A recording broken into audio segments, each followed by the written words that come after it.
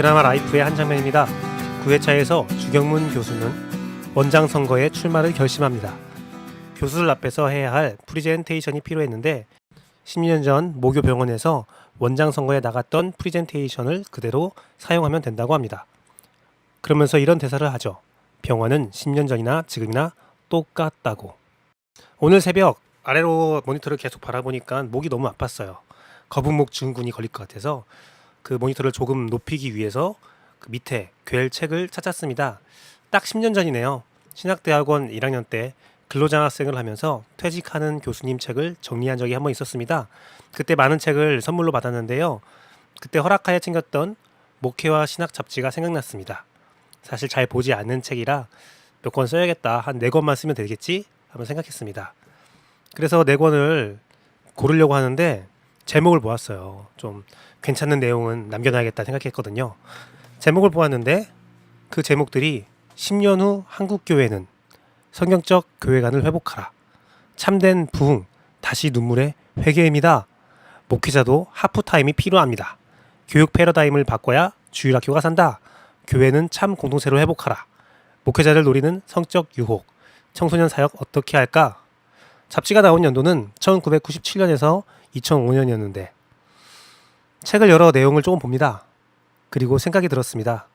와, 전혀 변한 것이 없다. 교회는 10년 전이나 지금이나 똑같다. 같은 목소리만 반복하고 있구나. 위와 같은 목소리를 낸 교수님, 목회자들, 교회는 계속 같은 말을 반복하고 있었습니다. 이 글들을 그대로 복사해서 붙이면 지금 내놔도 손색 없는 칼럼, 연구자료가 된다는 생각이 들었습니다. 나중에 써먹어야지 아마 10년, 20년이 지나도 그대로일 것 같거든요.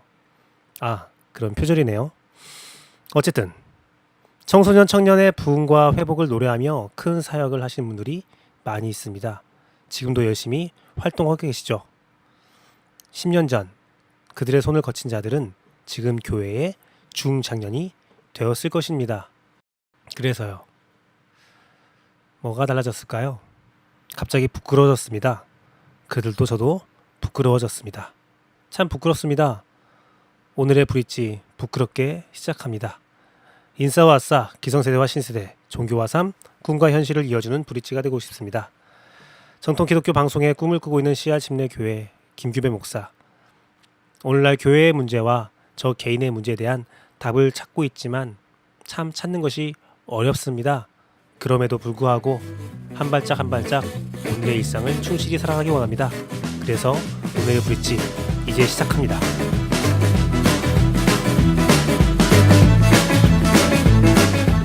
오늘 큐티한 남자 본문은 역대상 9장 35절에서 10장 14절입니다. 오늘도 일부만 읽어드리겠습니다. 10장 1절에서 14절 말씀입니다. 개역개정으로 보도록 하겠습니다. 블레셋 사람들과 이스라엘이 싸우더니 이스라엘 사람들이 블레셋 사람 앞에서 도망하다가 길보아 산에서 죽임을 당하여 엎드러지니라. 블레셋 사람들이 사울과 그 아들들을 추격하여 블레셋 사람들이 사울의 아들 요나단과 아비나답과 말기수아를 죽이고 사울을 맹렬히 치며 활 쏘는 자가 사울에게 따라 미치매 사울이 그 쏘는 자로 말미암아 심히 다급하여 사울이 자기의 무기를 가진 자에게 이르되 너는 칼을 빼어 그것으로 나를 찌르라. 할례 받지 못한 자들이 와서 나를 욕되게 할까 두려워하노라. 그러나 그의 무기를 가진 자가 심히 두려워하여 행하기를 원하지 아니하매 사울이 자기 칼을 뽑아서 그 위에 엎드려지니 무기 가진 자가 사울이 죽는 것을 보고 자기도 칼에 엎드려져 죽으니라. 이와 같이 사울과 그의 세 아들과 그 온 집안이 함께 죽으니라. 골짜기에 있는 모든 이스라엘 사람들이 그들의 도망간 것과 사울과 그의 아들들이 다 죽은 것을 보고 그 성읍들을 버리고 도망하매 블레셋 사람들이 와서 거기에 거주하니라. 이튿날 블레셋 사람들이 와서 죽임을 당한 자의 옷을 벗기다가 사울과 그의 아들들이 길보아 산에 엎드려졌음을 보고 곧 사울의 옷을 벗기고 그의 머리와 갑옷을 가져다가 사람을 블레셋 땅 사방에 보내 모든 이방 신전과 그 백성에게 소식을 전하고 사울의 갑옷을 그들의 신전에 두고 그의 머리를 다곤의 신전에 단지라. 길르앗 야베스 모든 사람이 블레셋 사람들이 사울에게 행한 모든 일을 듣고 용사들이 다 일어나서 사울의 시체와 그의 아들들의 시체를 거두어 야베스로 가져다가 그곳 상수리 나무 아래에 그 해골을 장사하고 7일간 금식하였더라. 사울이 죽은 것은 여호와께 범죄하였기 때문이라. 그가 여호와의 말씀을 지키지도 아니하고 또 신접한 자에게 가르치기를 청하고 여호와께 묻지 아니하였으므로 여호와께서 그를 죽이시고 그 나라를 이새의 아들 다윗에게 넘겨 주셨더라. 아멘.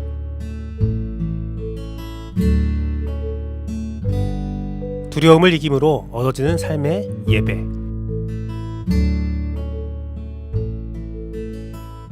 오늘 본문은 하나님 앞에서 범죄하여 하나님으로부터 죽음을 선고받은 사울의 이야기가 나옵니다. 사울의 하나님 앞에서 범죄함은 다음과 같은 삶으로 나타납니다. 블레셋과의 전투에 책임질 대장임에도 불구하고 목숨을 걸고 담대히 싸운 아들들과 달리 두려움에 자결을 합니다. 자살을 하죠. 그의 두려움은 온 회중에 전파되고 처절한 패배를 받습니다. 본인도 추악한 죽음의 결말을 맞이합니다. 그는 하나님의 말씀을 따르기보다 신접한 자에게 미래를 물어봅니다. 하나님이 무엇을 원하시는지 관심이 없는 사울입니다. 사울의 범죄의 근원에는 두려움이 있었습니다. 사울의 삶은 두려움의 역사입니다. 처음 왕으로 선택받았을 때도 그는 두려워 군중에 숨었고 블레셋과 전쟁에서도 그는 두려움이 앞서 사무엘을 기다리지 못하고 스스로 하나님께 제사를 드립니다. 그는 사무엘이 죽음 뒤에 두려움으로 신접하는 무당에게 의지하였고 그는 자신의 왕위를 빼앗을 것 같은 다윗에 대한 두려움으로 다윗의 생명을 위협하는데 인생을 탕진합니다. 인간으로서 그 두려움은 이해가 되고 위로하고 싶기도 합니다. 기름 부은 자들로서 인생을 온통 두려움으로 마감하고 있는 사울이 너무 불쌍하고 안타깝습니다. 그에 반면 그의 아들들은 끝까지 싸웠고 길르앗 야베스의 용사는 두려움을 이기고 사울과 아들들의 시체를 가져왔습니다. 그 시체는 적의 심장인 다곤의 신전에 있음에도 그들은 용기를 내었습니다. 우리의 믿음, 예배적 삶을 가장 위협하는 것은 두려움입니다. 두려움 때문에 하나님을 온전히 예배하지 못합니다. 두려움 때문에 다른 의지할 것을 찾습니다. 두려움 때문에 세상과 타협합니다. 나의 삶을 망칩니다. 하나님 뜻대로 살았다가 내가 죽으면 어떡하는가? 하나님의 뜻대로 살았다가 내가 망하면 어떻게 하는가? 두려움을 잘 분석하면 온통 내가 있다는 것을 발견할 수 있습니다. 내가 어떻게 될까? 두려움의 중심 생각입니다. 명예가 더럽혀질까봐 스스로 죽는 바울. 명예를 지키기 위한 그의 선택은 더 큰 불명예로 다가온다는 사실, 저주로 다가온다는 사실을 전혀 인지하지 못하는 어리석은 선택이 되었습니다. 두려움은 나를 지키고자 하는 마음의 정점이지만 사실은 두려움으로 누구도 지킬 수 없음을 깨달아야 합니다. 예수 그리스도는 요한복음 16장을 통해 자신의 고난을 선언합니다. 고난의 정점에서 오롯이 혼자 남을 최악의 순간도 선언합니다. 예수 그리스도를 믿는 모든 사람들이 같은 상황에 만나게 될 것이라고 증언하십니다. 그러나 그 끝은 담대함의 선언입니다. 요한복음 16장 33절입니다. 이것을 너에게 이르는 것은 너희로 내 안에서 평안을 누리게 하려 함이라. 세상에서는 너희가 환난을 당하나 담대하라. 내가 세상을 이기었노라. 두려워하지 말라는 것입니다. 이미 예수 그리스도가 승리하였으니 예수 그리스도 안에서 평안을 유지하자는 권면을 하십니다. 내가 이겨서 평안한 것이 아니라 예수 그리스도가 이겨서 평안한 것입니다. 두려움을 이기는 가장 분명한 방법은 시선을 나에게서 하나님으로 이웃으로 옮기는 것입니다. 나에게 집중하면 두려운 상황도 하나님과 이웃에게 시선을 분배하면 담대함이 될 수 있습니다. 우리가 성경과 다른 삶을 사는 이유가 무엇입니까? 두렵기 때문입니다.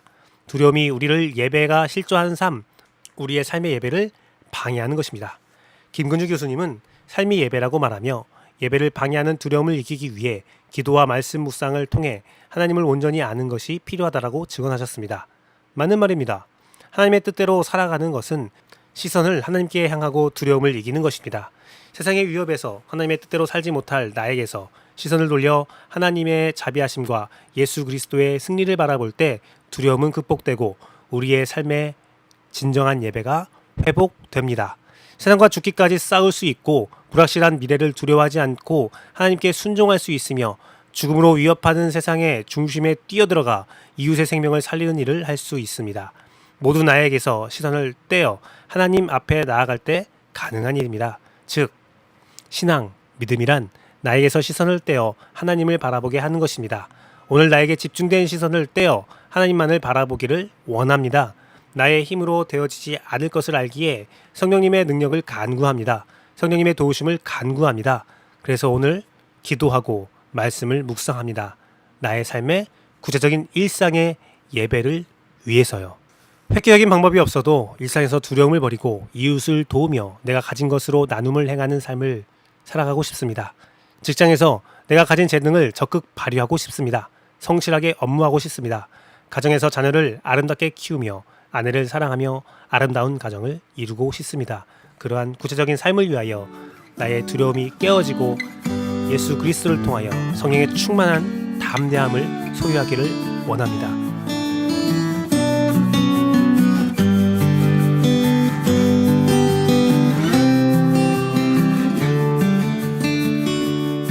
오늘은 한 달 한 권.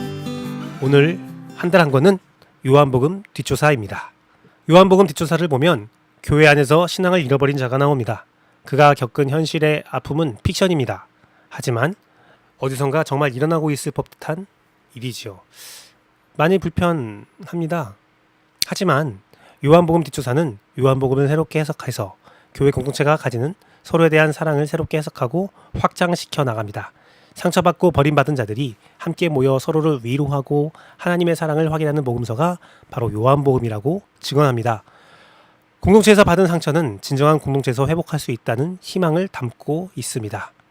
그러나 기존의 공동체는 변할 수 없기에 새로운 공동체를 꿈꾸게 한다는 비판도 들을 수 있을 것 같기도 합니다. 그 모든 것들을 다 고려해 봤을 때 그래도 여러 가지로 재밌고 즐겁게 기쁜 생각을 할 수 있는 좋은 책입니다. 즐겁고 기쁜 생각이란 앞뒤가 맞지 않는 것처럼 보이지만 이상한 결론이죠. 하지만 그런 책입니다. 요한복음 뒷조사는요. 모두 함께 봤으면 좋겠습니다. 충분히 재밌습니다. 충분히 쉬우면서도 깊이가 있습니다. 오늘의 브릿지 여기까지 하겠습니다. 감사합니다.